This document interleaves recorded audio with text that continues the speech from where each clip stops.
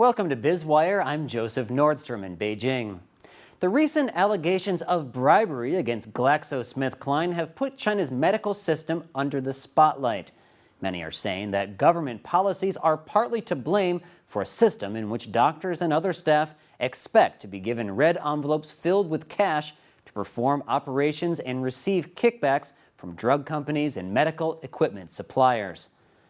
More than one analyst has said that bribery is the lubricant that helps keep China's public hospitals running, and the health system would cease to function without under-the-table payments to poorly paid doctors and administrators.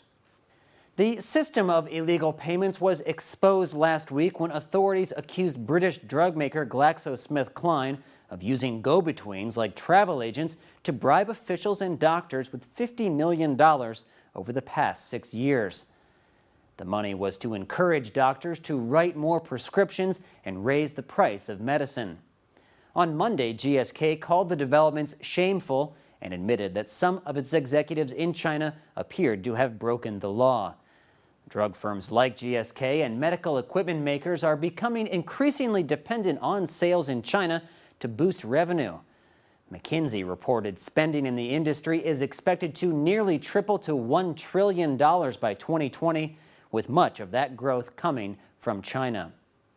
The widespread corruption is being blamed largely on doctors' low base salaries, which are set on a pay scale for government workers. Bonuses are possible, but low as most public hospitals have small budgets to work with. Doctors just out of medical school in Beijing earn $500 a month, including bonuses, roughly the same as a taxi driver or a waitress. Even after 10 years of clinical experience, a doctor can expect to earn about $1,500 per month.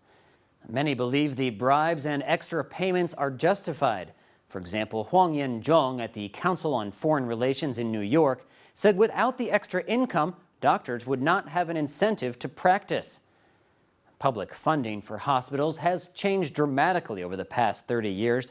The government has tried to make the healthcare system run more like a business, where the country's 13,500 public hospitals need to balance their books.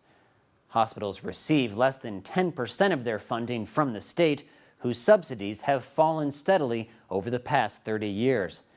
Now, Health Ministry data shows medical services account for more than 50% of hospital revenue. Prescribing drugs has become a vital source of funds and accounts for about 40% of revenue.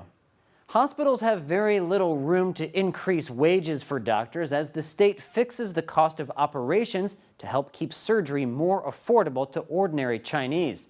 Administrators are able to set fees for inpatient care, nursing, and laboratory tests, but the price of medicine is effectively capped by officially suggested prices. Anecdotally, Reuters spoke to a Chinese doctor who used to hold a senior position at a prominent hospital in Beijing, who said 80% of his income came from bribes. Without it, the doctor said he would have earned less than $600 a month. Reuters also reported that an industry executive who has worked in China's medical sector for more than 15 years said bribery and corruption permeated every level of public hospitals. Low base salaries are a legacy of China's planned economy, and while going after large multinational drug firms like GSK may make for good political theater, what amounts to a stunt won't likely bring much medical benefit to China's healthcare industry, which is struggling to keep up with a rising economy and expectations. You're watching Biz Wire on the Blue Ocean Network. Stay tuned for more in Economic Insight.